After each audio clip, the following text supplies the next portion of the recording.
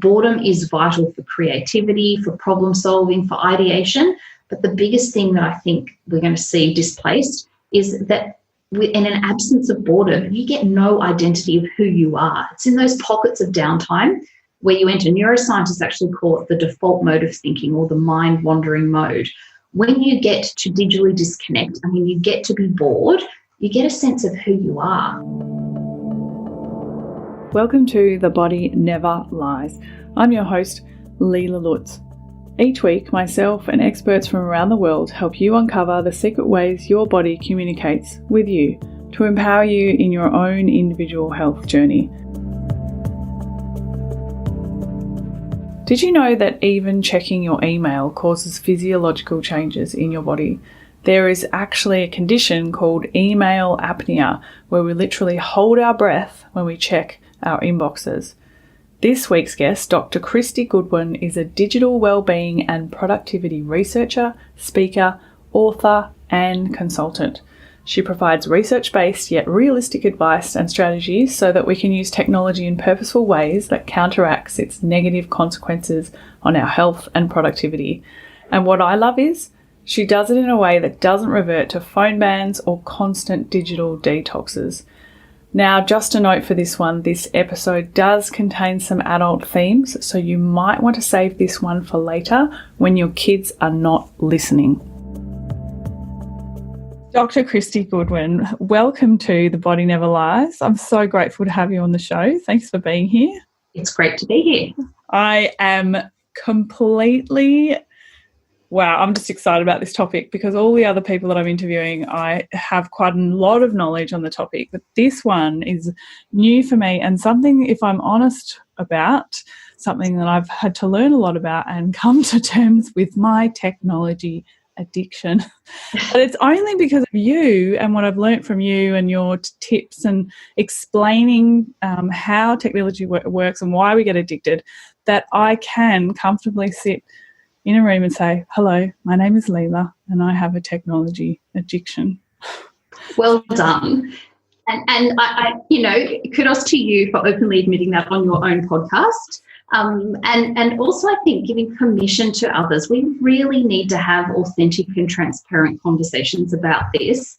Whenever I speak, whether it's in a corporate setting or delivering parent seminars, I have so many people that come up at the end and often say, thank you. You helped me understand what I've intuitively known, but didn't understand why I behaved this way or why my partner behaved this way or my children. And I think when we get an understanding around why technology is so psychologically appealing for all of us, why we've got kids that are screenagers, why we can't put our phones down. You know, the average adult now is no longer more than 1 metre proximity away from their smartphone, usually in a 24-hour period. 90% of us reach for our phone before our partner first thing in the morning. So there is something about technology that is captivating. And I think the fact that you've acknowledged that, and I'm going to perhaps convince you to change the word addiction. Maybe you've got a digital dependence or a technology obsession or infatuation. And we can unpack some of that idea behind an addiction. But I think many of us would agree, and I think well done for acknowledging that we do struggle. I call it the digital pull. I like that. There's something about it because there is a condition where people are literally taking their phones into the bathroom and they call it toilet tweeting. And so many of us are infatuated with these technologies. So rest assured you're not alone. Well, I want to come back to asking about the bathroom situation a bit later in the interview, but I'd love for you to just start with giving us the basics of how this works and why we're so addicted, I'm going to change my language straight away, why we're so pulled into our devices. And look, I don't want to be, it can be a matter of semantics. I think many of us would admit we have an unhealthy relationship with technology. And the reason I say, I think we've got to be careful, especially with our kids, around saying, they're addicted, they can't put it down. The word addiction is a very medically loaded, clinical word. And the research actually tells us that in order to be clinically diagnosed as having an internet addiction, only somewhere between 0.3 and possibly even 1% of people would be clinically diagnosed out of all users. So the reality is many of us don't fit that sort of diagnostic criteria to say that we're addicted. But I think we would all universally agree that we have some problematic behaviours with our screen use. And I want to say it's not always our fault. I think there's sort of three broad reasons why we struggle to put down our phone. I can talk about going laptopless, why we can't, shut the lid on the laptop and not take it away when we go on holidays, why we're, no more than 1 metre proximity. And I think the three big reasons, the first one is that technology caters for our three most basic psychological drivers. And we can talk about those if you want to unpack those. As humans, we have three core needs. The second reason is that the technologies that we use and love in our everyday lives, social media, video games, email, these technologies have been deliberately designed and engineered to be psychologically appealing. Even something as subtle as metrics, the fact that you get a notification bubble with a number inside, and the bubble's usually red, and that red is no accident. Red is associated with danger and urgency. But the fact that there is a number in your inbox or your unread notifications that tells you how many unopened tasks you've got is a real captivating feature that makes us go in and want to check it and obviously reduce that number. So there's a whole myriad. Your phone is basically being designed to be like a slot machine. It uses something we call intermittent variable rewards. So if you knew at a set ratio when you were going to get an SMS or a really interesting and exciting email or see something really captivating on social media, if you knew they were coming at predictable intervals or ratios, we wouldn't go in and check it all the time. But the reason we go in and check is because we never know when we're going to get something good, or we never know when we're going to see something really interesting on social media. And so it gets us hooked into this cycle of constantly checking. And I mean, there's a whole lot of other factors too. It is alleged that some social media platforms used to, and I think in some regards they still do, but deliberately withhold likes and comments based on a user's demographic profile, knowing that a user would go back in at a fairly predictable ratio after they had posted something to check their number of likes and comments. Now, if you don't get a whole lot of likes and comments, you're a little bit nervous. Teenage girls give themselves a 15-minute period now. So if they don't get a sufficient number of likes or comments, they would delete a post rather than have a post available online for others to see their inadequacies. But what they would do is then give the user a whole surge. So by deliberately withholding those likes and comments and then giving them all in a big hit, what do you give the user? An even bigger surge of dopamine and all the pleasure neurotransmitters in their brain that gets you hooked and conditioned to keep on checking the device. So there's some of the, there are so many design techniques. And I'll give you one more. And this is the one that if you've got kids, explains why kids find it hard to switch off, whether you've got a 2-year-old or a 13-year-old. I call them the techno tantrum. And one of the reasons that they throw techno tantrums, and it's also why we struggle to put our devices down, is because the online world is a bottomless bowl. There are no stopping cues. There are no endpoints. The online world's a bit like, those lovely infinity pools where there's, no edge and they just keep going and going and going. And this is why we keep scrolling social media when we should be in bed with our partner, why our kids emotionally combust when we tell them that YouTube episode is the last one, because there's a whole lot on that right-hand side that appeal. This is why multiplayer video games are particularly problematic for boys and some girls, but for boys in particular, because there's never that sense of being done or complete. We call it that state of insufficiency. So we never, ever feel like we are finished in the online world. So there's some of the design techniques. So far I've said that technology preys on our psychological vulnerabilities. There's a whole lot of design techniques, really sneaky, clever, subliminal design techniques that make these devices that we all use and love so appealing. And the third reason is that when we use technology, our bodies and brains undergo physiological changes. They respond. We know one of the reasons that we find it hard to switch off, or why sometimes parents tell me their kids can become very aggressive. post-screen sulkiness or aggressive, frustrated, angry behaviour. But one of the reasons that we all struggle to switch off is because when we use technology, most of the time it's pleasurable, so our brain's secreting dopamine. And when we get dopamine hits, a couple of things happen. The first thing is that we want more and more of it, so we don't want to turn off. And this is why if, you're going midway through an episode and your child's watching something and you tell them to turn it off, they're going to combust. And this is why we struggle to sort of moderate our behaviour. But the second problem with dopamine is that when we get dopamine hits, it floods the prefrontal cortex of the brain. And the prefrontal cortex, I liken it to being your air traffic control system or the CEO. It's the logical, smart part of the brain. One of its most important jobs is that it's the self-regulation centre of the brain. Now, the problem is when we get a hit of dopamine, dopamine floods that part of the brain. So our self-control gets switched off. So this is why we can't stop after one Netflix show. Coupled with the fact that the autoplay feature is now the default setting. So can you see it's like a combination of all these effects together that makes it so appealing and so hard to switch off. So we get hits of dopamine. We also know we activate our stress response often when we use technology. And so this is why I'm often saying to people, pick the times when you use technology. Be very careful about not bookending your day with your phone. Because you can really activate that stress response at those particular times of the day. So they're, I think, the three big reasons. It caters for our three psychological needs, and I'm happy to go through those. It has been engineered to be really appealing with some very clever and sneaky design techniques. And the third one is that it causes, neurobiological changes in our brain and our body. So it's very different from when I started in the industry 17 years ago. Back then I was trying to get couples to stop telling me that they didn't have time to do anything or they felt disconnected when really they were spending, 4 to 6 hours watching television a day. Now I've got clients who are taking their phone into the bedroom, waking up in the middle of the night scrolling, or scrolling till midnight when they needed to go to bed at 10 o'clock.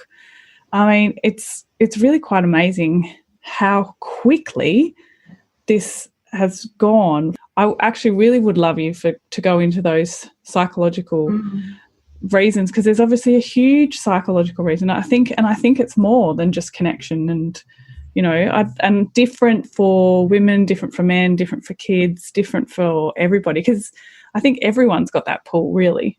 Oh, definitely. I often say nobody is immune to the digital pull. And the problem, I think, is very much pronounced for adults, because technology has now become an integral part of our leisure and our lives. It is, the portal through which we access our work. It is our leisure portal.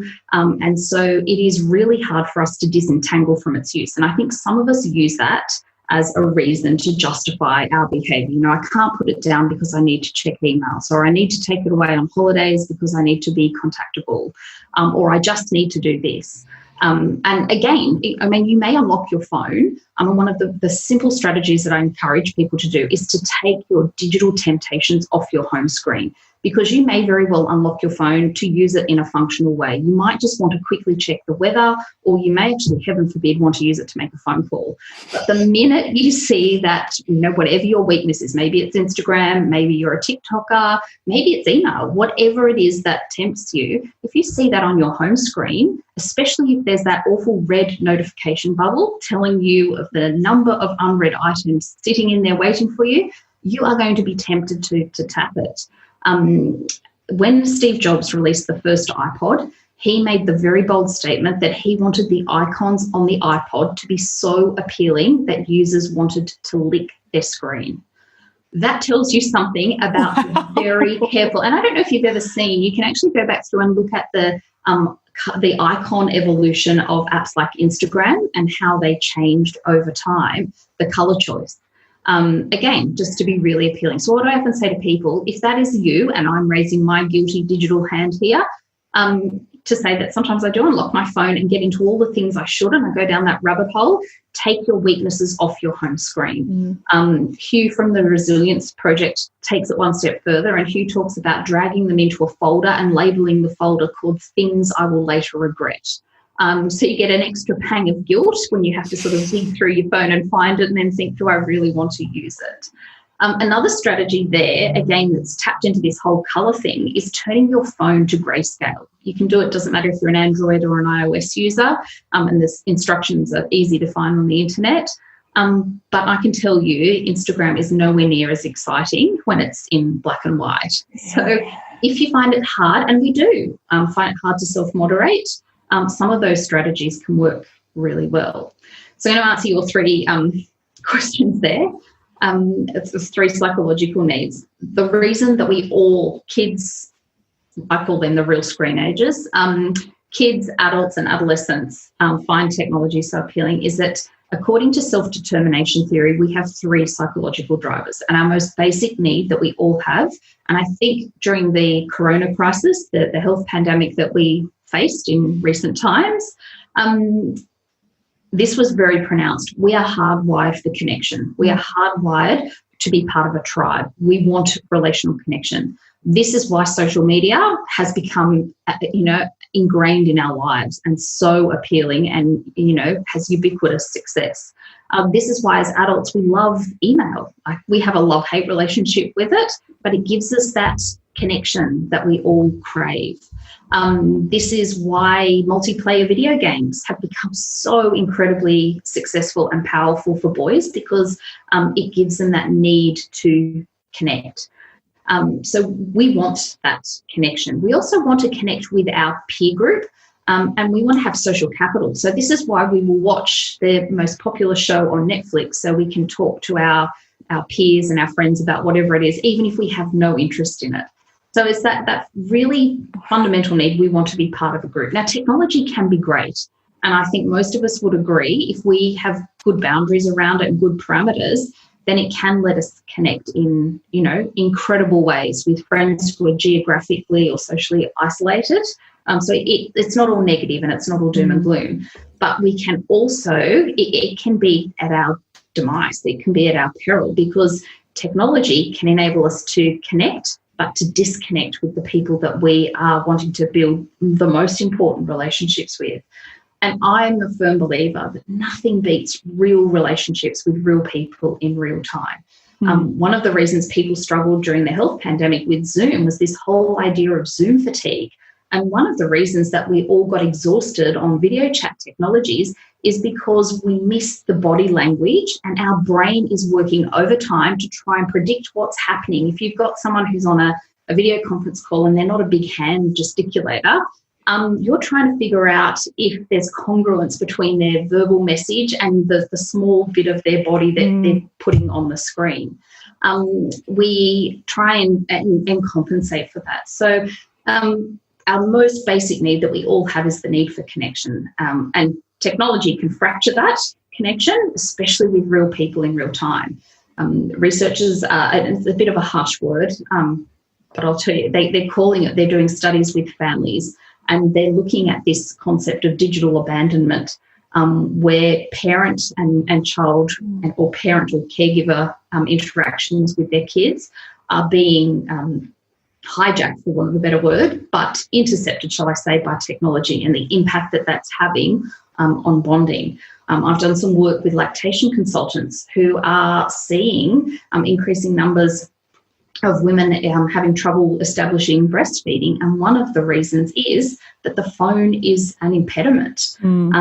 There is a couple of studies in the US who have actually looked at the impact that the use of mobile devices is having on attachment. And sometimes some people have gone so far as to say that the digital screen, I don't know if you're familiar with the still face experiment in years gone by.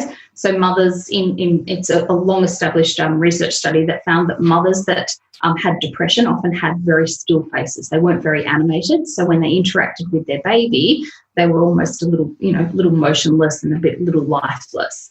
People are suggesting that if a parent or caregiver, and it doesn't matter if they're bottle or breastfed, that was irrespective, but if the caregiver is digitally distracted and not making the ping pong serve and return interaction with the child, that this could perhaps be the still face replica, that kids aren't getting the facial cues that they need for that essential bonding. So we need real connection with real people in real time, and we have to make sure that technology isn't displacing that. There have been studies that have found even if you have your mobile phone in close proximity while you're at the meal table, it can shorten the duration and the quality of conversation, even if it's face down. Just the presence of it is enough for us to sort of shape our interaction. So the first need we have is for connection. The second need that we all have is the need for competency. We want to feel like we are successful. And so the online world taps into that need to be competent, because I can filter the photo that I share online, or I can take 25 versions of the same photo and choose the one that's at just the right angle with just the right message underneath it that depicts the A-roll glossy highlight reel that I want to share online. I get instant gratification when I'm at bingo and want to know the answer and be confident in that sense. I can quickly Google what I think the answer would be. So technology gives us that sense of competency.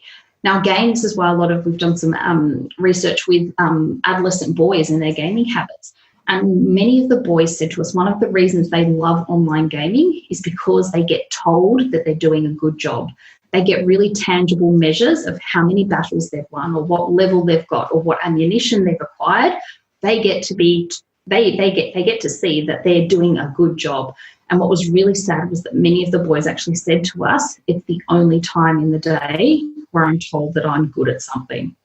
So you can see, we want to have relationships, but we also want to feel competent. And the online world taps into that need. And the third need that we have is the need for agency or autonomy.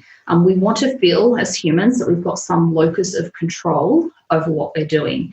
And again, the online world taps into that need, because I can, and I use this word very carefully, I can choose what YouTube clip I will watch next from the recommendation on the right-hand panel. But that's not really, it's a very loose use of that word choose, because those videos on that right-hand side are based on the Google recommendation algorithm. There are bots looking at every keystroke, your search history, and really generating those results for you. And this can be problematic. Young people only ever need to watch one self-harm video on YouTube. They only need to start searching for particular forms of dieting advice on social media or particular hashtags. And the problem is now not only do kids and young people search for hashtags with words, that they can search for hashtags with emojis. This is the scary thing as parents though, right? Because it's constantly being updated and it's constantly changing. So all this stuff that you've just said to me, some of it I know, but some of it's completely new to me.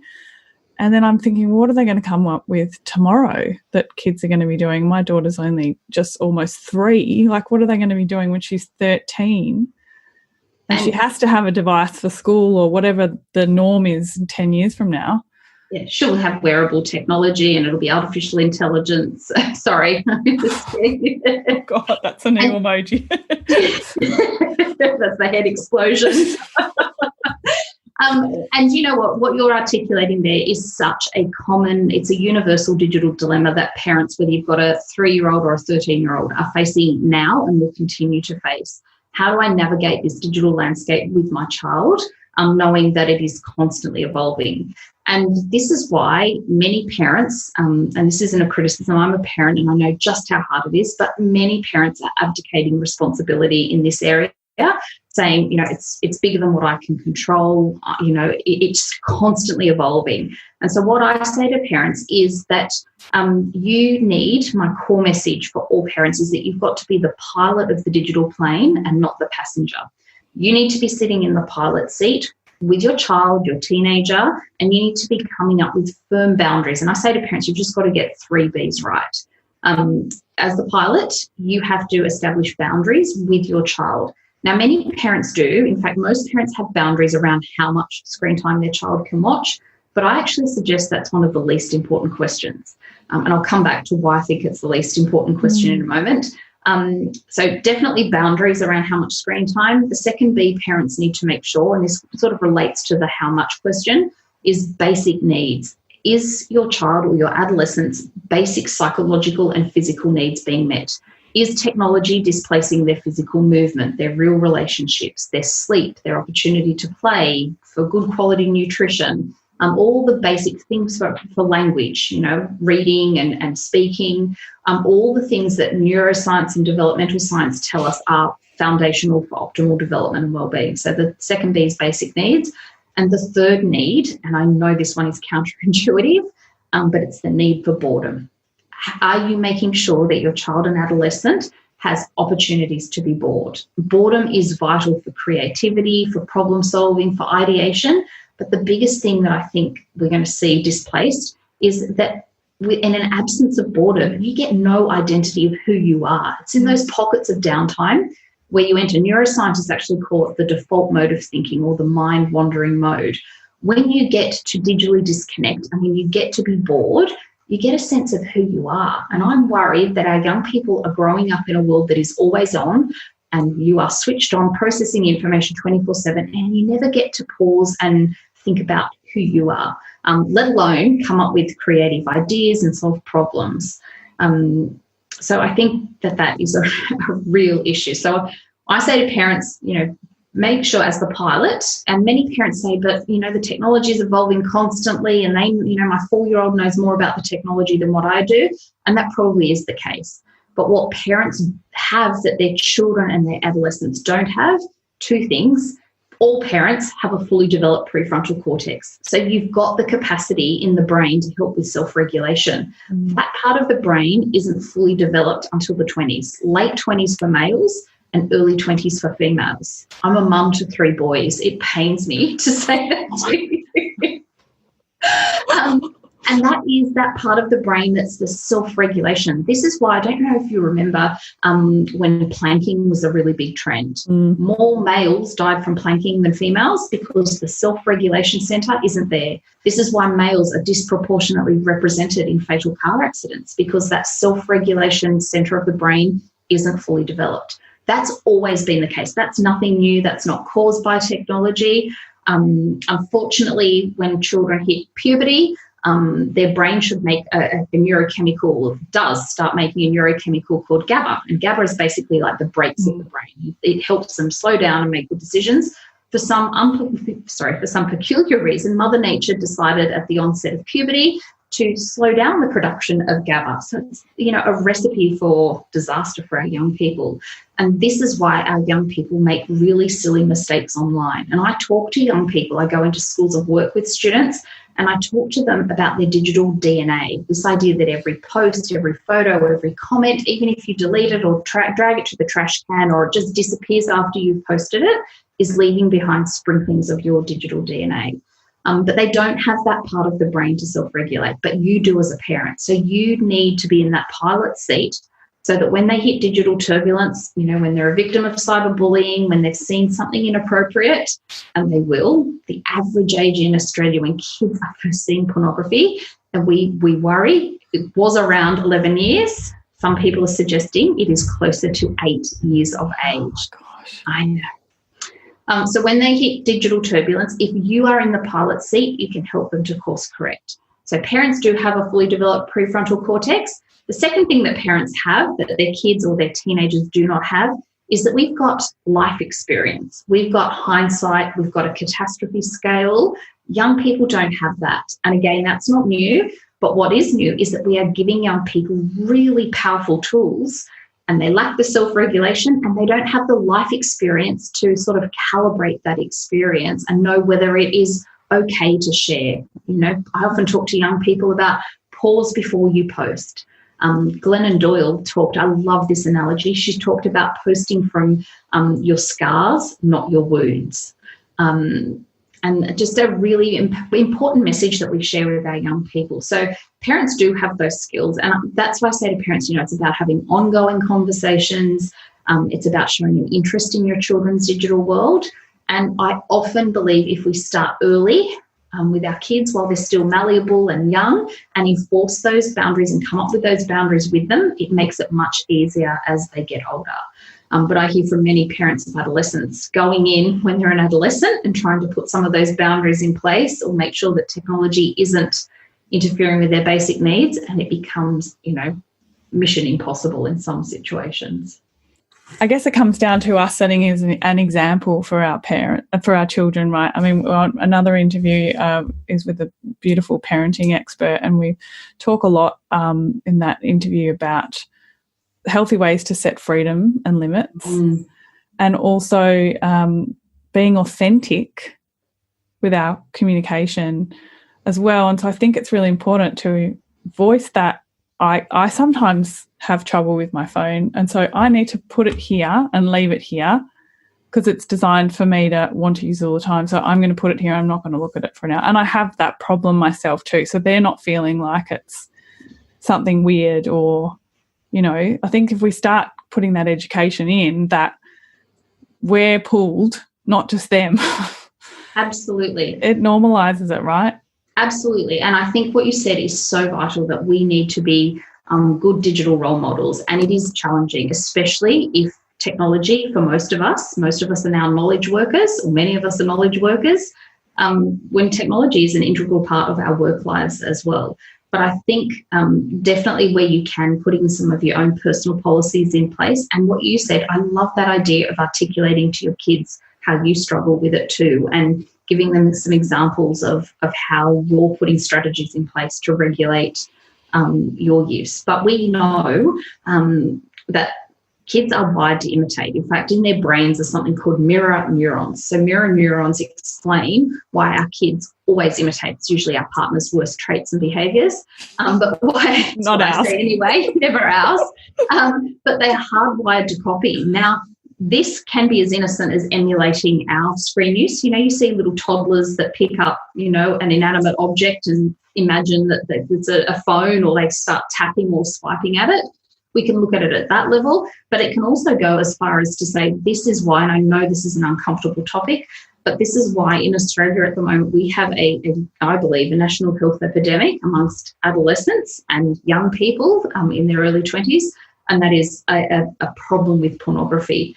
We have a generation of young people who are seeing all sorts of pornography on all sorts of devices because they often don't have the parental controls, or they do have parental controls and they've worked their way around them, but seeing pornography, and because they have mirror neurons and no one wants to talk to them, you know, parents don't even want to have the birds and the bee talk, let alone the porn talk, but because they're seeing this on their devices, they think that that is a depiction of a loving, consensual relationship, and they have mirror neurons, so they are imitating what they're seeing. I am working with health professionals throughout the country, and please let me know if you don't want to go into this topic. No, it's very important. Well, it is. It really is a serious issue. We're trying to get the government to recognise that this is a national health epidemic. I've worked with GPs throughout the country, with emergency department doctors, with allied health professionals who are treating young girls with really serious anal and genital injuries because they're imitating what they are watching.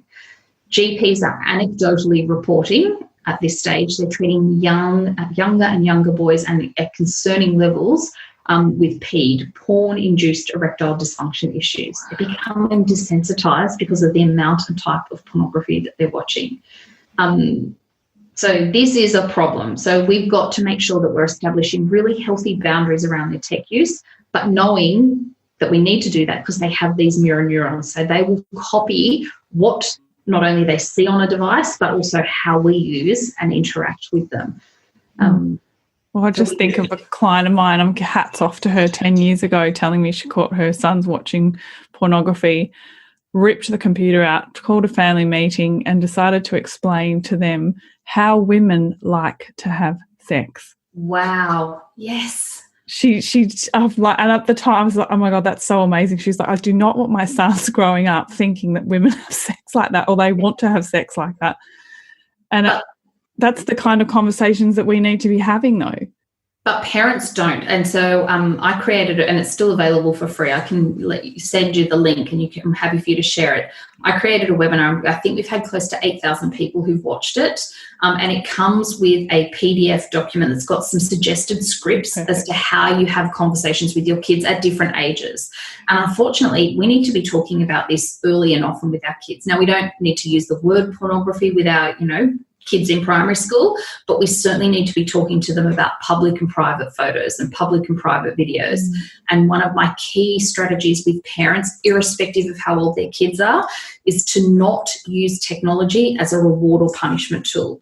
Because if there's any perceived threat that you are going to digitally amputate them, you're going to take away the technology when they do something wrong, they will never come to us when they've seen pornography. You know, if they stumble across it or their peer shows it to them. I had a mum the other day whose son in year 2 was sent an online maths activity to do by his teacher, and it was a free website, so it had pop-up ads, and he was in the kitchen and she noticed his face change and heard strange sounds coming from the laptop, and there was a pop-up ad on the children's maths website for Pornhub. Yeah. Wow. How'd that get in there? I hope everyone's listening and had a real fright, because some of that, I don't know, because sometimes I feel like you need to actually get scared before you take action on something. And something, you know, something that was really resonated for me was my daughter. I went from one room to the other, and my daughter's only 2.5, and I left the room and she came running after me and said, "Here, Mummy, here's your phone." And it's like, oh, wow, I can't even leave the room without her thinking that it belongs with me and it comes with me everywhere. And I think that was my first wake-up call to go, wow, maybe I've got a problem with this. Not even that I was on it all the time. I was just carrying it everywhere. Like, you know, what am I going to miss if, you know, it was really interesting. And I likened it to a client of mine realised she finally had a problem with alcohol when her son offered to make her a drink at 2:00 in the afternoon because she said she was feeling about something. So I'm like her, but with my phone. When your kids start to think that that is part of your life and part of who you are and it's attached to you, that was a real wake-up call for me. Yes. So let's come back to adults and how I want to talk about how we model this behaviour, but I think it would be really good to also talk about what is physiologically going on in the body. You know, can our phones make us fat? You know, if they're messing with our blood sugar, like I've heard you talk about before, well, I would think that they can. How are they messing with our sexual performance? Are they messing with our sleep? Please talk to me about these physiological responses that you've researched. So I'm going to say some of the research in this is definitely in its early stages. Some of it is well established. So I'll start with the really well established stuff.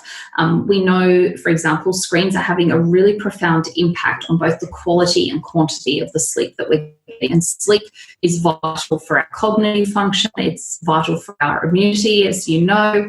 It's vital for our weight. And so sleep, I think, is just the elixir of life, more or less.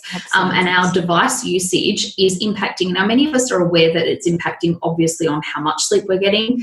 There's the simple displacement effect. If you're staying up watching, you know, Netflix episode after episode and not getting into bed at a reasonable hour and your wake-up time doesn't shift, then obviously you're not getting enough sleep. We also know that depending on what you're doing, and this is why I sometimes say to people, if you want to use technology before you go to sleep, we recommend a 60 to 90-minute period that is device-free. That will help with your melatonin production, that helps you fall asleep naturally, and also helps, and we'll circle back to this point, also helps with your REM sleep if you've made enough of that melatonin. But we need to also make sure that if you are going to use a device before you go to sleep, look for something that's more passive. So could you listen to an audio book? Could you listen to a podcast or a mindfulness app? Or even better, not even better, but another alternative is watching TV. If you are tapping and more interactive, perhaps you're doing emails, but you're more involved, then that can obviously hyper-arouse the brain, and that can delay the onset of sleep as well. So in an ideal world, 60 to 90 minutes before we go to want to fall asleep should be device-free. That gives our body enough time to make the melatonin that we need to fall asleep. Now, the problem is also compounded by the fact that if we have used our device before we go to sleep, often we don't get into that deep sleep. So we might still get the right amount of sleep. So we might clock, 8 hours, But if we have been on a device, we have actually done tracking studies, and we have found that people, when they go through their sleep cycles, don't get into that deep REM sleep. And that is when memory consolidation occurs and a whole lot of other restorative functions. So we know that that can be really profound. And I challenge people. People often say, well, that's garbage, you know. And I say, you know, find one of the sleep tracking apps, if you wear a fit tracking device, and just monitor your deep REM sleep, and just try for a week to have sort of a screen-free window before you go to sleep. And the impact is profound. It really is. So making sure you've got some good sleep hygiene. I often don't walk my talk, so I will be on my device before I go to bed. So I wear blue light blocking glasses. There are a whole lot out there. I personally use Baxter Blue, but they block 50% of the blue light. So if you do, you know, maybe you're doing a big project and you just, for this particular season in your life, need to be on your device later than what you would, wearing blue light blocking glasses can be a good sort of coping mechanism, but not something I'd recommend as, you know, a long-term alternative to get you through. The second reason that I think technology is having a really profound impact on our sleep is because it is interrupting our sleep. Many people, in fact, a study was done recently that showed the number of people that are waking up in the night, and because our phones are usually our alarm clock now, our default alarm clock, people who are reaching it and checking emails through the night. Now, even if you don't have it on, so you're not getting alerts and notifications waking up, that does affect people. Most people have usually silenced it or put it to airplane mode. But what many of us don't realise is that even if you see it, if it's on your bedside table or it's on the dresser and you wake up to get a glass of water or go to the bathroom, even just seeing your device is a psychological trigger for you to start thinking about it. You know, I wonder how many emails I'll get when I wake up. I wonder if that tricky client replied to that message. So it can be that psychological trigger. And so that can have a really profound impact on our sleep. So sleep, I think, is one of the key areas. And as I said, it's fundamental to so much of our well-being and health. So it's definitely impacting sleep. We know rates of myopia, so nearsightedness, have increased. And we're still not 100% certain as to what the cause is. We think that one of the key reasons could be looking at screens, particularly if you've got a genetic risk factor of developing myopia. But what we think is possibly a more likely explanation is it's what screens are displacing, and it is the natural sunlight. We know developing eyes in kids, for example, need 10 to 15 hours a week in natural sunlight for their eye to elongate, to stop the myopia from setting in. So just making sure that, again, we have regular, call it green time out in nature, that we blink a lot more. We often get really tired eyes. The reason is we blink about 65% less when we look at a screen than what we do ordinarily. So I recommend when people are using a device that they implement the 20-20-20-20 rule. So every 20 minutes you're looking at any screen, big, small, you take at least a 20-second break, you blink about 20 times, and you look at something about 20 feet away to help develop that depth of vision as well. The World Health Organization is really concerned about noise-induced hearing loss because of incorrect headphone use. So the little earbud headphones that many of us use, whether they're wired or Wi-Fi, doesn't matter, they can reach 130 decibels. Recommended levels are around 75 decibels when listening to music. And we know most young people crank up the volume when they use those things. I mean, even headphones, something as simple as pedestrian safety. We have seen a really big increase in adult and young people's pedestrian safety because they often wear headphones. Now, for adults, it can be just a form of distraction so that they're not, paying attention when they're crossing the road. But for our children and early adolescents, it's an even more amplified risk because their peripheral vision isn't fully developed. So when they are crossing the road, they really rely on the compensation of their hearing. And if their headphones are on, whether they're, earmuff headphones or earbud headphones, they often don't hear oncoming cars or trucks. So it can be at that real pragmatic level as well. To talk about, do screens make you fat? The evidence isn't as direct. We've got evidence, a lot of research on television that told us basically the more television you watch, the more junk food ads you're likely to encounter. Or if you were watching more sort of DVDs, back when we watched DVDs and movies, you tended to snack on poorer quality food choices. So you were much less likely to sit and watch a movie and eat an apple. You'd gravitate to the ice cream and the chips and the other foods. But what I am going to say is that I think what we talked about in terms of that stress response, there is a condition called email apnea, and they have literally hooked people up to machines and watched what happens when people go into their inboxes. So their heart rate accelerates, they dump a whole lot of cortisol. So basically they've activated that stress response in the brain. And I think that could be happening to us, especially if we're not consciously using our devices. If we wake up first thing in the morning, this is why I strongly encourage people, even if it's just for the first 10 minutes, not to reach for your phone first thing, because you are transitioning out of that sort of unconscious state to a conscious state. And the worst thing you could do is activate that limbic system, which is that fight, flight, or flee responses first thing when you wake up, and equally just before you go to bed. Avoiding, when you're already in a stress state, say you've had, a heated discussion with your partner or your colleagues, or you just saw something upsetting on the news, trying, if you can, to not go onto the technologies that will stress you. I think could be a really helpful strategy too. So the links aren't direct there, but I think we know that stress can increase our body's retention of fat and obviously cause some negative cascading consequences.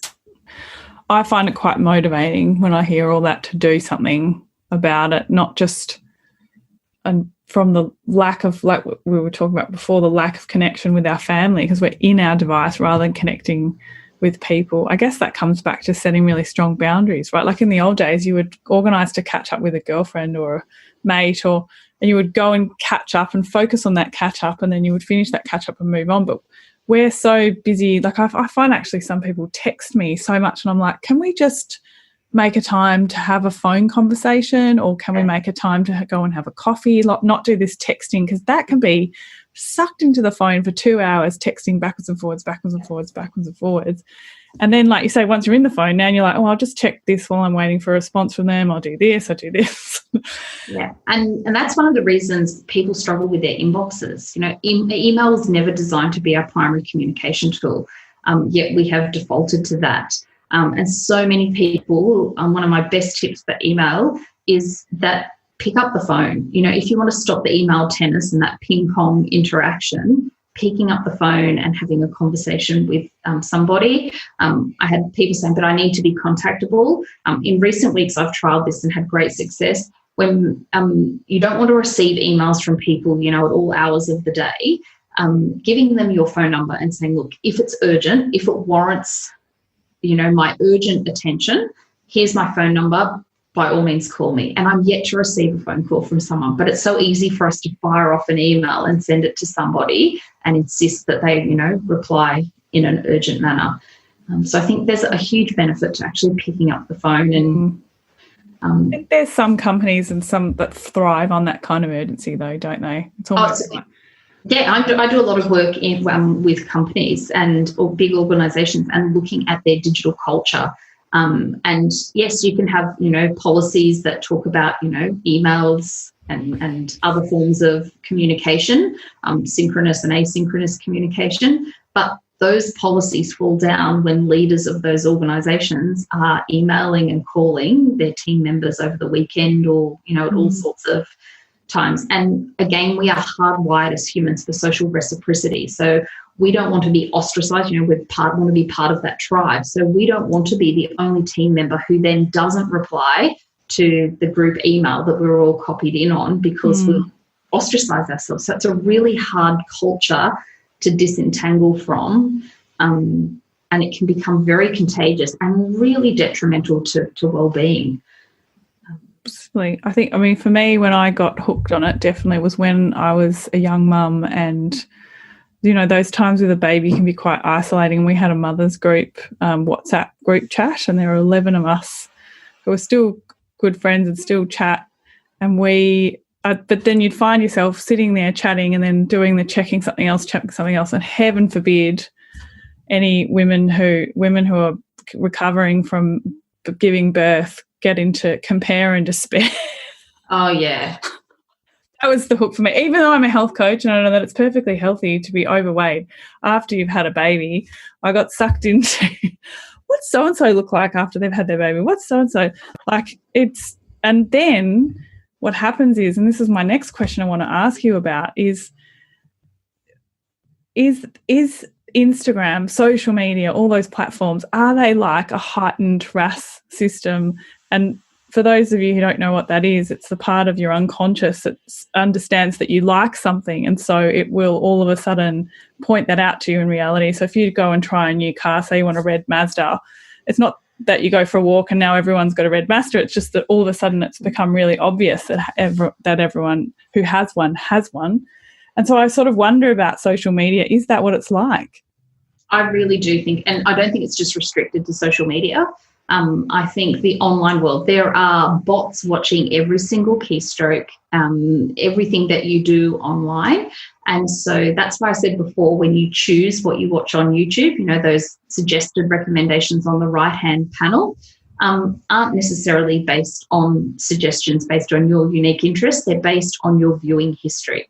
And so if you are searching or you start to follow particular, maybe they're Instagram influencers who promote a particular way of being, then your feed is going to become populated with either sponsored posts, or when you go into search, you will start to see your feed populated with very similar types of content. You'll see this when you go onto other platforms based on your Google history search. You'll see recommended posts come up. You'll see sponsored posts on other platforms as well. So I think this can really amplify that RAS. And again, it can, depending on what you're looking at, maybe you've started doing some research on healthy eating. So it can be, again, for good purposes, but it can become a very slippery slope if we've started to look at things that are perhaps unhealthy, and our view can become very tainted. Tristan Harris, he was an ex-Google design ethicist, a very unusual job, but he left Google because he became very disenfranchised with their persuasive design techniques, he called it. And he has done a really good job at explaining just what a rabbit hole you can go down very quickly when you start to look up, conspiracy theories online, and how your view can very quickly be distorted based on just viewing history on YouTube. So I think there are merits to suggesting that we can be given very filtered a sort of clearly delineated path based on our viewing history. It's really hard, and I find it really hard with clients too when they have an idea that something might be healthy. So, and often, something extreme, even something as simple as, for instance, going ketogenic. And I'm not, disposing of any diet here or favouring any diet, but that I can often find that client will just be flooded with so much information on that particular diet that they're almost convinced that that's the only way to solve a problem. Yes. And it can be really hard to talk them out of it and go, okay, well, let's get back into you and what's going on with your body and work with that. So it's really hard with that sort of coaching people when they've gone that far down that. And also problematic, I don't know if you've noticed, and it's hard to find information on this particular topic, but I'm almost convinced of it. I've done a few of my own personal social experiments with my husband. The listening capability. So even if you're not searching, it's not your keystrokes where you're searching for things on social media or you're doing a Google search, but if you've got voice activation set up so that you can do, Instagram stories, your device is listening. So my husband and I've had a few situations where we've been talking about something. Neither of us Googled or looked up anything, and all of a sudden, both of our sponsored posts are coming up with items based on our conversation. I'm so glad you said that, because that's been happening to me, and I'm like, what the hell's going on with my phone? Like, it's scary. I've seen a few posts, but as I said, it's really hard to get information, obviously, because where you find this information, the stakeholders are making it hard for it to be located. but I have done enough experiments to confirm that exact thing happening. So could you imagine how problematic that could be if young people are talking about, let's use your example of a particular diet, and all of a sudden you're debating the merits of it, for example, and then all of a sudden you start seeing sponsored posts, and it's not even necessarily sponsored posts, it's sometimes the posts that get curated in your feed, because knowing we don't see everybody's post now, but if they know a particular post might resonate with you based on some of the language cues they've picked up. So yeah, huge risk. And that's why I'm careful about, home assistants. They're doing a whole lot of listening that we are completely oblivious to, but many of us are unaware that our phones, if you've got the voice activated on it, so you can do videos, chances are it is listening to what you're saying. Oh my God, that's so scary. So what do you think about, I'm really concerned at the moment because there is a lot of talk in the media, and hey, this could be my conspiracy theory inside my computer leading me down this path. But I do know, and a lot of health practitioners at the moment even having advertising pulled because and I think one of the keywords that's being pulled at the moment is anything about immunity. And one of my other guests that's coming on, and one of my greatest mentors, he was interviewing Dr. McCullough on his podcast the other week, who's one of the biggest natural health websites, and he's constantly getting information pulling down.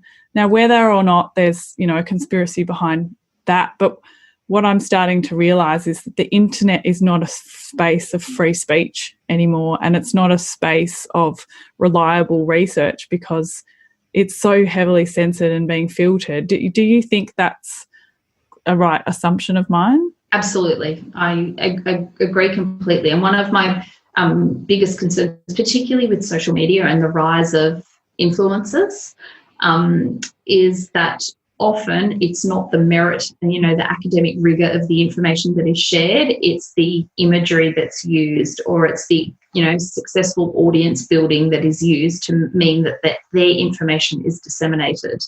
And so I'm concerned about that, that ease of information once you've built almost like a celebrity status, but isn't necessarily underpinned by research and science. So I think hugely concerning. And again, particularly to our vulnerable people, I think we're all at risk, but you look at, young people, young impressionable people who are spending copious hours on these devices, who may not have other people that they talk to. Anyone that is particularly vulnerable, I think their risks are even more amplified. Yeah. I think about, eating disorders when I was a teenager and how they were handled now, how they were handled then. And I think about, we've had social media influencers who've convinced young women to only eat bananas, for instance, and it sounds ridiculous, but the way you're explaining to me, it's completely palpable. Absolutely. And we had young girls the other week that were being taught, if you can't afford to get your lips done, that there was this particular technique involving elastic bands that you could use for an affordable, basically, lip job in your own home. And so really dangerous trends. And the problem, again, with social media is in its name that it's social. And so they tap into that social capital, and it is so, and again, they've got mirror neurons, so they're wired to imitate and copy. They don't have their prefrontal cortex, so they're often, making poor decisions. And so this is why I often say to parents, be that pilot and also limit when they're using it. We know at night, for all of us, our prefrontal cortex turns off. Even if we're an adult, at night, our logical brain turns off, and it's part of the brain called your amygdala. That's the emotional center of your brain, fires up. This is why we know most cyberbullying happens at night. This is why I say to corporate clients, don't email at night because your logical brain's off and your emotional brain's on, so you might sort of send that terse response.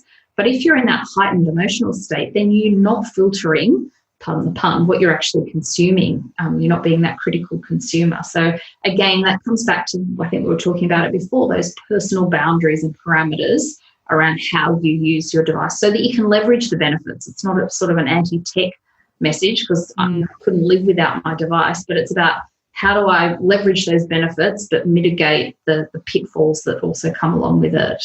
Well, let's talk about that now, because I think asking people to get off their phone is just completely unrealistic. You know, not having devices in the house. I run a business off my phone. Yep. I get clients through social media.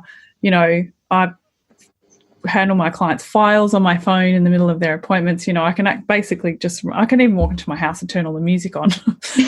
It's pretty hard to live without devices, but you have some fabulous tips that I've already implemented. One which is my favourite. I was going to ask you. The big revelation that I had, I wanted to really sit with myself and work out why I was having an issue with my phone. One was what you're talking about, being, you know, the product of the phone, not the phone being the product. But the thing that I realised was that because I've been unwell in the last couple of years, I've really disconnected physically from a lot of people in my life because I've been struggling emotionally with some things. And so I think I've unconsciously made this effort where I'm just going to go into my phone and into this world where I don't have to deal with what I'm not ready to deal with yet. I'm still processing that and working that out, but I wanted to share that because I think that devices, TV, any kind of distraction, like you said, where we can't be present with our own life and we can't sit in silence and know who we are, I think that's something to be aware of, because a lot of people are really uncomfortable with being themselves or being with that silence, and it's a huge driver to the technology. It's a socially acceptable way to distract yourself to an extent. But the biggest change for me and how I realised that was you were talking about the dopamine effect and counteracting that with oxytocin. And so I was telling my partner about it, my fiance, and I said to him, when I go for my phone, can you please put your hand on my back in the middle of my shoulder blades? And so he's been doing that. And at a time, especially now, being isolated and, you know, sharing parenting and not having any childcare and all that stuff, having the connection couldn't have come at a more important time, because you think we'd be spending all this time together, but we're actually not. We're just sharing duties and passing our daughter between us and you know, sharing house tasks. And you can go the whole day and think, I've actually not spent 5 minutes with you. So him coming up to me and putting his hand on my back, I'm getting emotional now. You're emotional too. Sorry. So I turned my video off. Has been the game changer. We have a spot in the kitchen where our devices go, and he's very anti. He does not. My husband does not have a device addiction and all his amazing boundaries of it, and he drives him mad, my phone issue. But he's just been so obliging and just gone. He just walks up to me now in the kitchen, puts his hand between my shoulder blades, and I just put it down. And it's been amazing. And even just doing that tip with my daughter, when I tell her that it's time to finish watching her show, because, you know, I said I was never going to let my daughter watch television, and, yeah, that didn't really work. And I go up to her and put my hand on her and say, okay, it's time to push the green button now, darling, which is it does it. Yeah. It's the physical touch and the connection. That was an amazing revelation to me. So thank you for that tip. No, you have really touched, pardon the pun, really touched me sharing that, because I often say to people the basics work if you work the basics. You know, it's not hard. We've told ourselves that it's really hard and it's impossible to put my phone down. But I think your story there really exemplifies that it can be just such a simple solution if we're willing to actually make the change. And I think so many of us, as you said, technology is a form of diversional therapy for us. It's a form of escapism. And let's be honest, if you're a parent or you're in a relationship, sometimes it's really monotonous. So we get to, you know, go off and we live vicariously through someone's, or when we used to go on overseas holidays, but somebody's, you know, social media feed when they're on an overseas holiday. And the reason that I love that strategy is because the science behind us tells us why it works. When you touch someone, you physically release in both of your bodies oxytocin. Oxytocin is the social bonding hormone. It's the love hormone. This is what you get when newborn babies, if you're lucky enough to have them placed on your chest. This is why we are so desperately craving real in-person interaction. We want to physically connect and touch people. And this is a little bit of bonus relationship advice. When you're having an argument with your partner, do not do this with your work colleagues, because you will lose your job, especially with social distancing rules in place, I'm sure.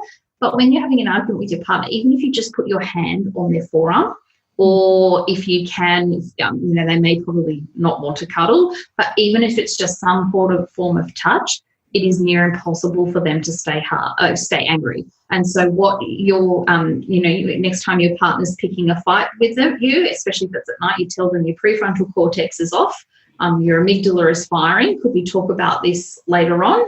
And also touch them, and I guarantee arguments will dissipate. We are just wired for that connection. So that is a really simple, I love that idea. And it's probably also a psychological trigger for you too. Just that touch is enough for you to question, hang on, do I need to use it, or could I just put it down? So I think it's the combination. You'll be getting that hit of oxytocin, and also it'd just be a very subtle trigger to say, just stop and question what you're doing. Some other strategies that people have found work really well is proximity. So that's, I call it like a two-pronged strategy. So the first prong of the strategy is that old saying, out of sight, out of mind. When you don't want to be tempted by it, put it in another room, put it in a drawer. Some families I know have a landing zone. So when you walk in the house and you don't want to use it, maybe it's, a dresser or a cabinet or an office or a space that isn't frequently used. So out of sight when you don't want to use it. And that can be for both leisure. Say you're doing some really important work and you need to do some data analysis or get a presentation prepared. Putting it out of sight means you're not going to be tempted to reach for it. The second part of the proximity strategy is that home screen that I was talking about before. So take your weaknesses off, hide them, pop them in a folder. Just what you're doing there is creating more friction. So one of the reasons that we gravitate towards particularly our smartphones, is there's often no friction. We unlock it and we can dive into whatever we want. So if you want to create more friction, can you take the apps that are your weakness off your phone, and maybe they're your social media apps, and say, I'm only going to ever access them on a laptop or on a desktop computer or on this particular tablet. Some people find having a work device that is literally just for work purposes and a leisure device. So it helps to create those lines of demarcation. One of the reasons that we're all struggling is the lines of demarcation between work and personal lives have become so blurred. So trying to create that more friction, but also the boundaries around those. Another really simple strategy is when you're on a desktop or a laptop computer, maximising your window. It is so easy for us to dive into another app or another application or check our messages that are now often on our devices too. Again, colour design of those apps, but the fact that you see them at the bottom or the top, however your device is configured, is enough so that when you hit, I call it a stuck point, when you, when you're doing something that requires a lot of mental effort, when you hit that stuck point, rather than often working through it, now we have become accustomed to just quickly checking email or checking another app or, doing a quick check of the news. So that can be, again, restricted if we've got our window at full screen, so we're not going to be tempted by those apps or icons as well. Going grayscale on your device, another strategy. A really, really simple one, but makes a profound impact. And I have done this more recently, and my goodness, it makes an impact on my mental well-being. Flicking do not disturb mode on. When you need to be doing, Cal Newport talks a lot about deep work and shallow work.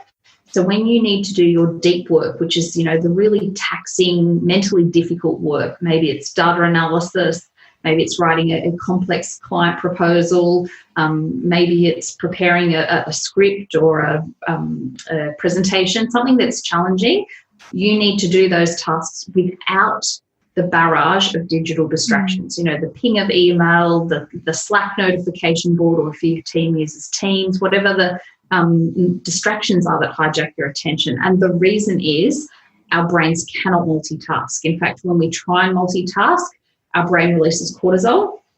So that's another reason that could explain the weight situation too, because when we're in this stressed state, which our devices can do because we're always trying to multitask, When we multitask, we release cortisol. We burn through all the glucose in our brain, so we feel really tired and foggy when we've been trying to multitask.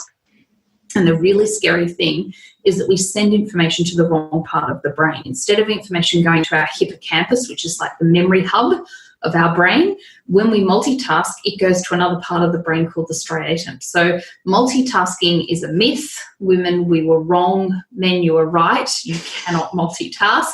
Big apology there. But we try and do it all the time.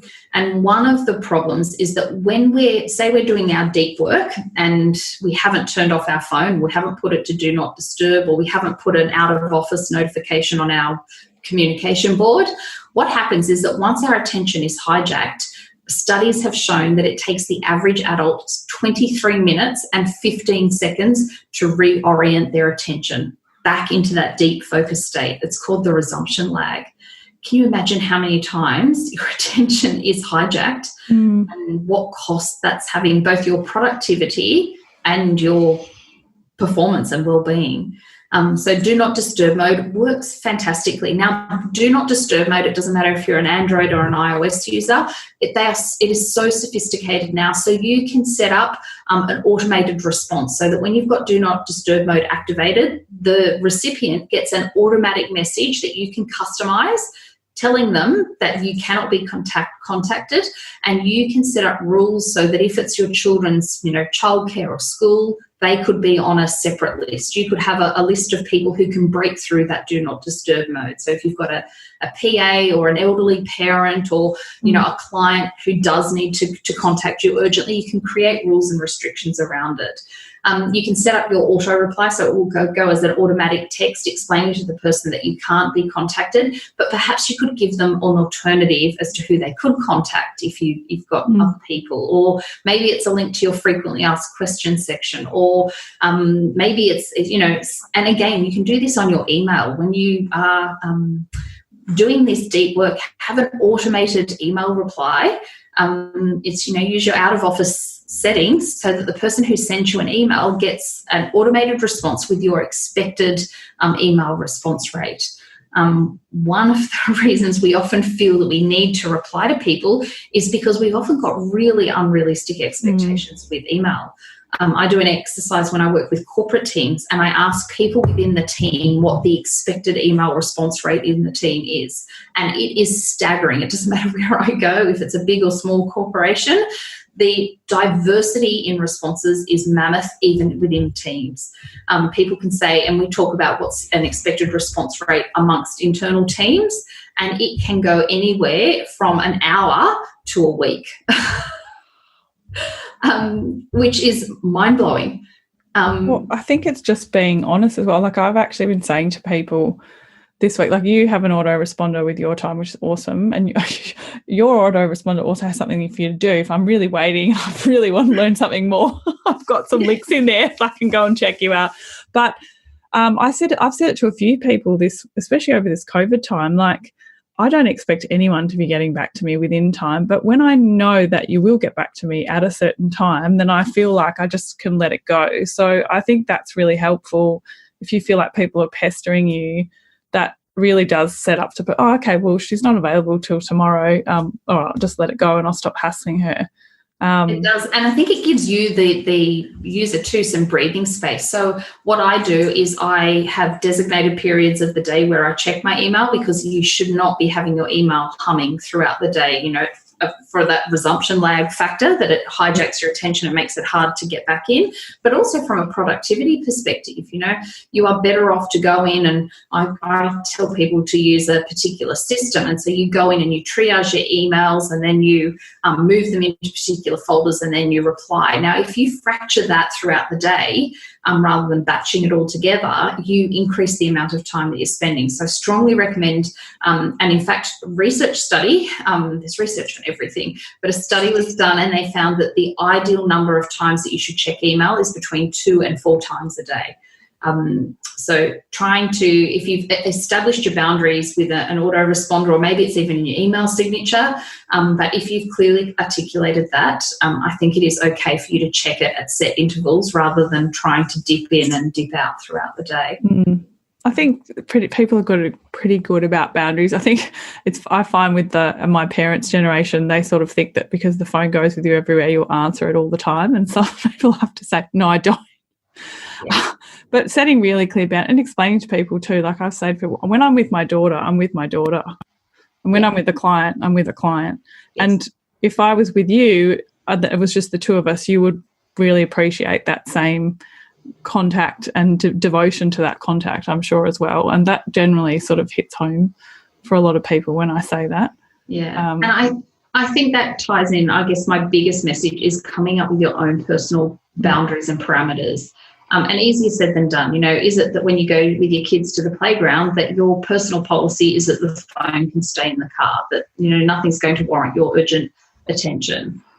Is it that when you come in the door, you're going to sit in the car for 10 minutes and do what you need to do to tie up all loose ends, so when you walk in the door, you can put the device away?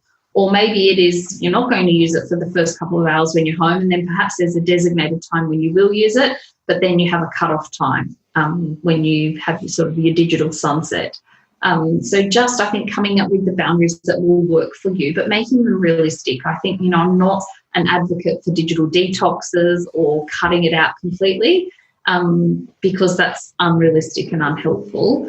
I think we're better off just to develop some healthier boundaries and habits. And what I say to people is don't go cold turkey and don't make drastic changes.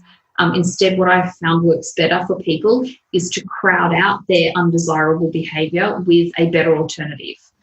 So, if you want to use your phone less before you go to bed, can you have a pile of books next to the bed? Or maybe can you decide that instead of scrolling your phone, you might have a bath in lieu of using it? So crowd out what you don't want to do with something that will be as pleasurable or more pleasurable, but so you're not tempted to fill that void with something else that you shouldn't be doing. I implemented another one of your tips, which was profound for me, and I feel so silly now I'm thinking about it, but going into the screen time yes. part of the phone yep. and actually putting time limits on all the things. And I noticed today too, I don't know how this has happened, but every time I have an appointment, it automatically switches to do not disturb. Yes. So your calendars now, this is on iOS devices, and I'm not an Android user, so I don't know if that works. But one of the I'm assuming you're an iOS user. Yeah. Yeah. One of the very clever things with iOS, depending on how you set up your calendar settings, is that if you've got events marked as work-related and or personal, you can actually specify and say, so say you want to go to your daughter's swimming lesson, it's a recurring appointment, you can have it set up so that when that calendar event takes place, do not disturb mode is automatically activated.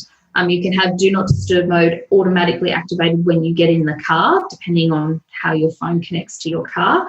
But again, that sort of takes away the friction and the intermediary steps that you require to sort of have self-control, not to sort of glance down and check who sent you. Well, that's the thing, isn't it, right? Because unless you can look at it, because if sometimes you go to put do not disturb and you go, oh, just check. Yeah, and then you down that.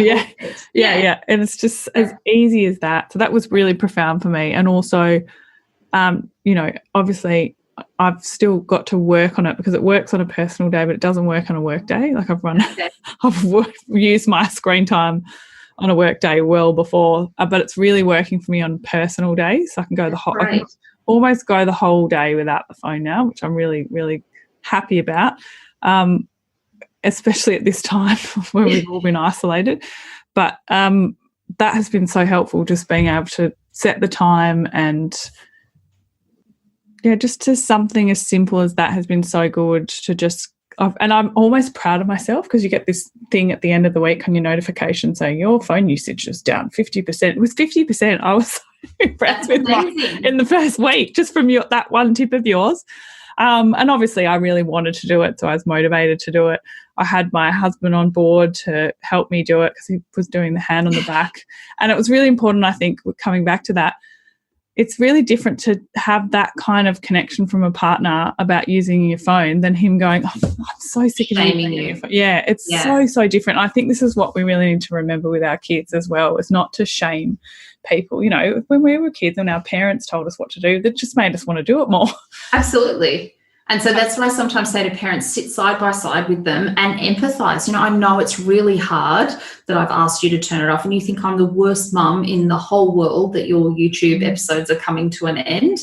And that's what I say to parents, especially if they've had that dopamine hit, give them appealing transition activities. Don't take your child or your teenager off the screen and say, go and do your maths homework or go and tidy your bedroom.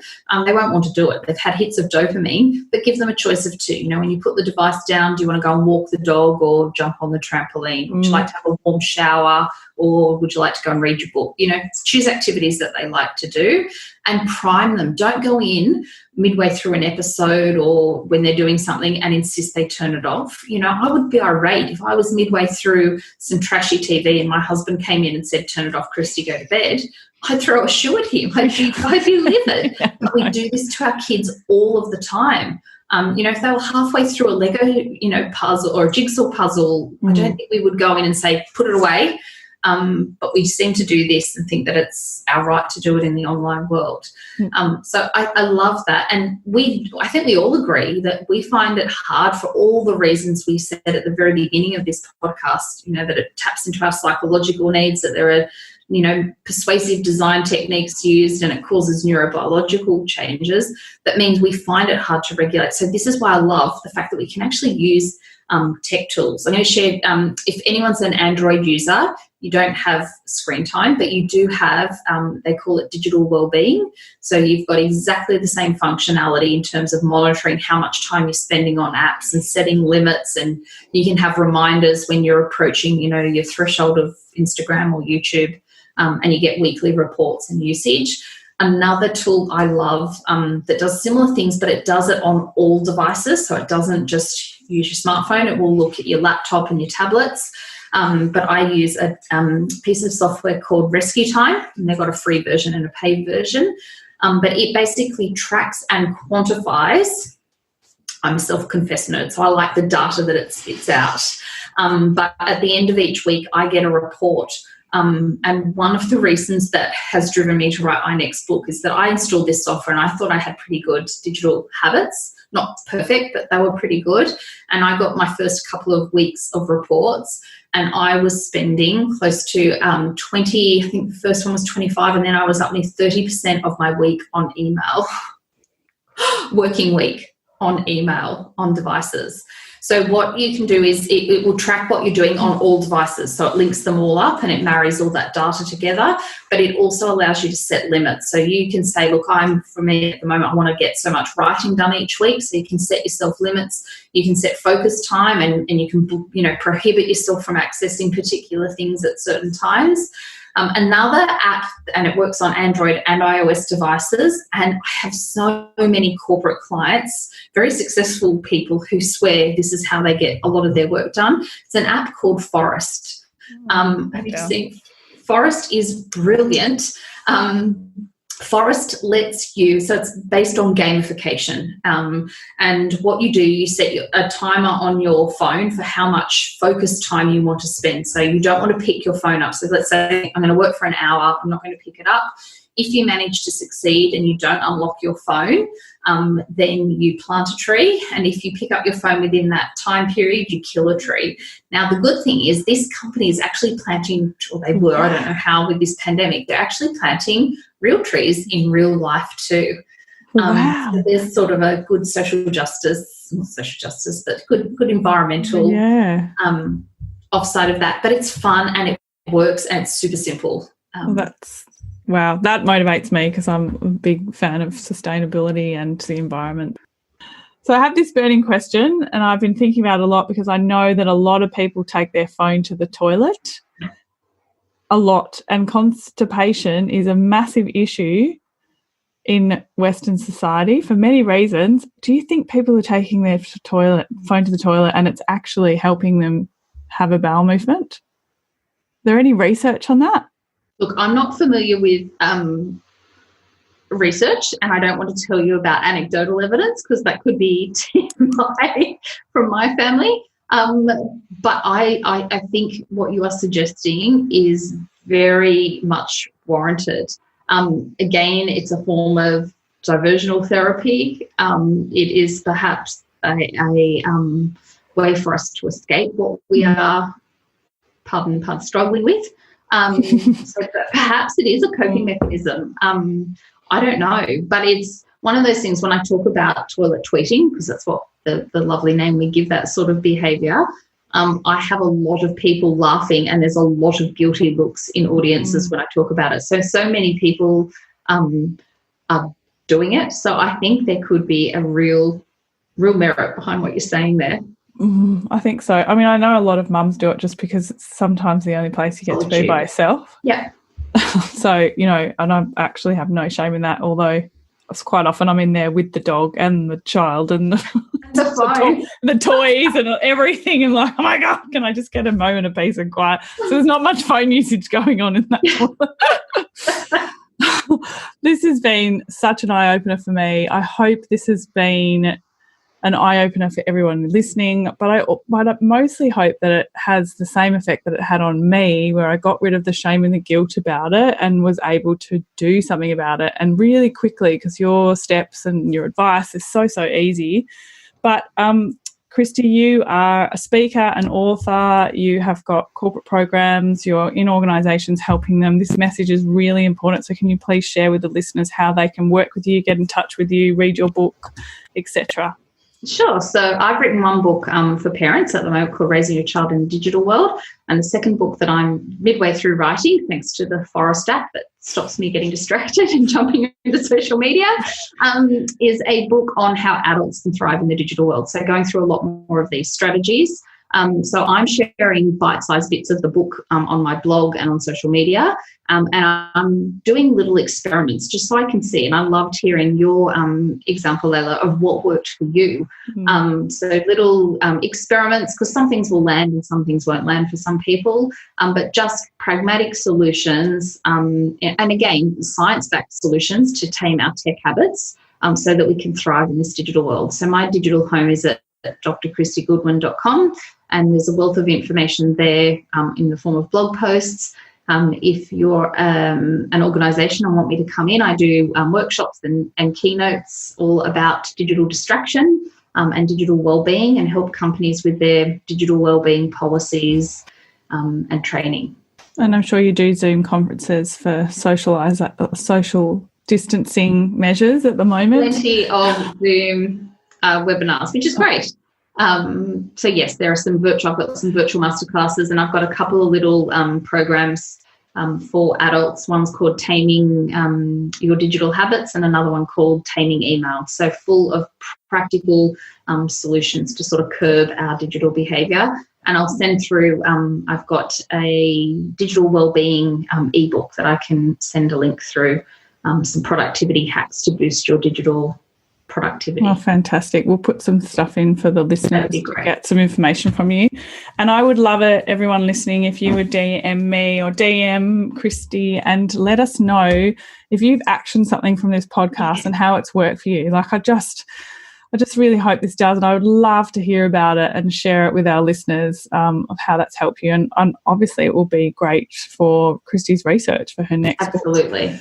And thank you for sharing your story. That really had a profound impact, and I think it encourages other people to look for practical solutions too, and know that you're not the only one who's struggling with this. I think if we all were really transparent, we would all say that we struggle with the digital pull too. I think we all do. And even if you're not a social media user, I remember just clients with Blackberries that just could not stop with the email. And, and I think that's true for a lot of people, even if they're not on social media. There's all sorts of addictions. So I'm so grateful, so loved having you on the show. Thank you so much, Dr. Kristy. My pleasure. Thank you.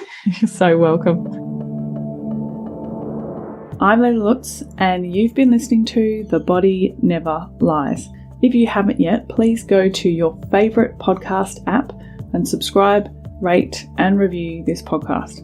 All the resources and references from this episode are waiting for you on my website, leilalutz.com. Just click on podcast and look for this episode. Now join me next week for another episode of The Body Never Lies. Thank you so much for listening.